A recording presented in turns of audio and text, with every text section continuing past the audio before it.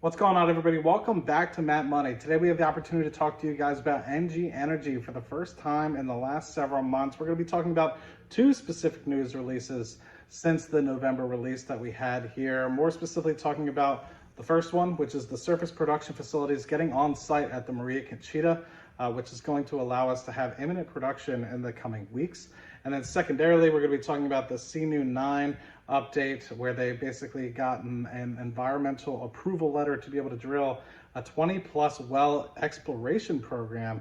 And so we'll talk a lot about that. And then thirdly, we'll touch up with the Tiburon prospect to give you guys the cherry on top of what might be coming down the pipeline at NG Energy. So let's hop into the computer, take a look at the share price, and then we'll get into those investor news releases. So hopping over to the share price here, we're at $1.41 USD, approximate market capitalization around 214 million, which is around 175 million US dollars.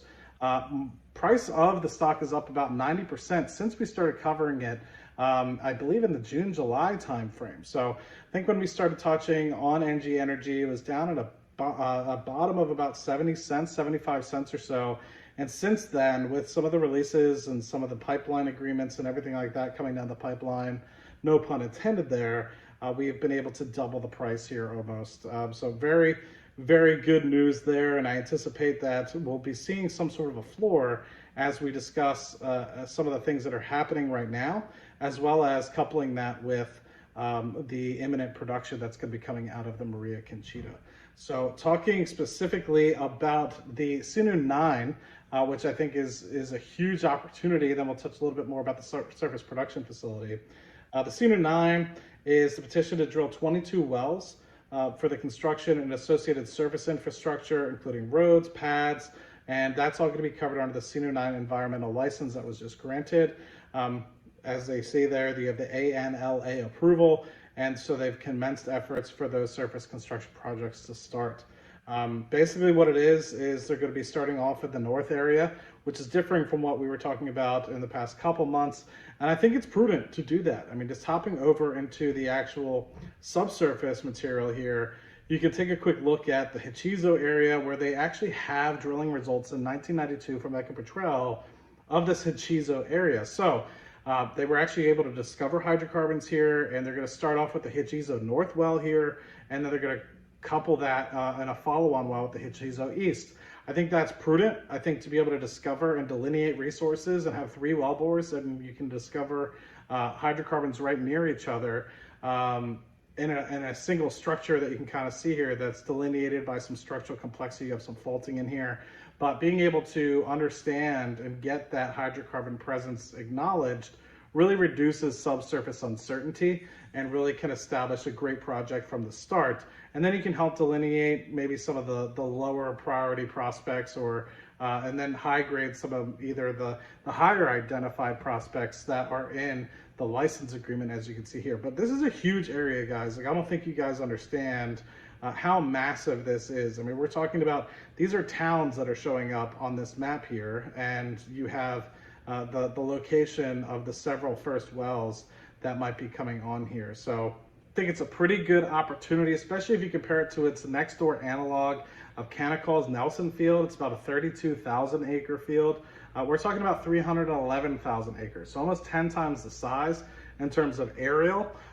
Who knows what we're actually going to find from a subsurface perspective, but if you were to compare utilizing Canacol's Nelson field, they're producing about 190 million scuffs a day. They have about 650 BCF in the ground, approximately.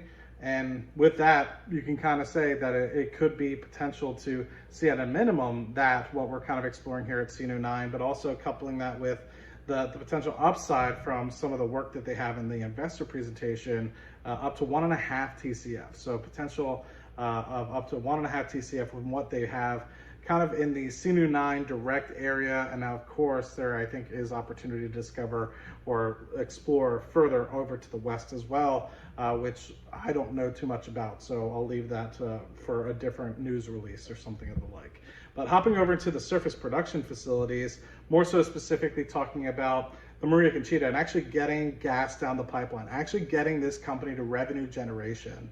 The basically glycol and dehydration units have arrived, And now they're basically mechanically ready to start pre-commissioning and commissioning with nitrogen testing over the coming days. That's going to allow us to produce up to 16 to 20 million scuffs a day.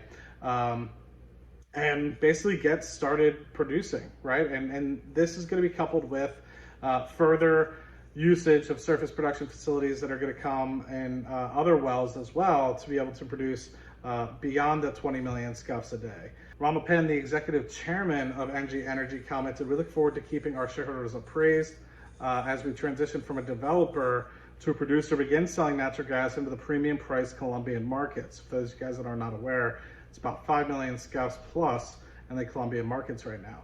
So just two pictures here looking at the dehydration unit, the glycol contactor unit here on the right hand side. You can see the glycol contactor unit over here as well, and some of the dehydration as well. And yeah, that's relatively what I wanted to touch on, specifically around the Sunu 9 22 wells and the surface production facility equipment. Now, what I wanted to end on specifically was Tiburon, where there's a 10 to 40% working interest. This is because, now what I wanted to end on was the Tiburon. Now, this is a huge opportunity for massive development that's currently waiting seismic to be able to help understand the subsurface risk as well as the potential size of this project. It says 10 to 40% working interest here because it is such a large project. It's going to take a lot of capital to actually develop this thing. The anticipation is that NG Energy would have to farm down. The current anticipation is that they would farm down to about a 40%, but depending on how large of scale the Tiburon actually ends up being, it might have to be on a lower percentage of working interest. So to give you a little bit of an idea here, you can see a little bit about the Tiburon in terms of its aerial sort of location, geographic location on the Caribbean coast. But what you could say is Tiburon holds very similarities to the massive Perla and Urca discoveries that have been. Both of those discoveries are massive, anywhere between 5 to 20 TCF out of either of those discoveries. So if you were to utilize Tiburon as an analog, you could see the vast expansion and development needs that you would have in that area.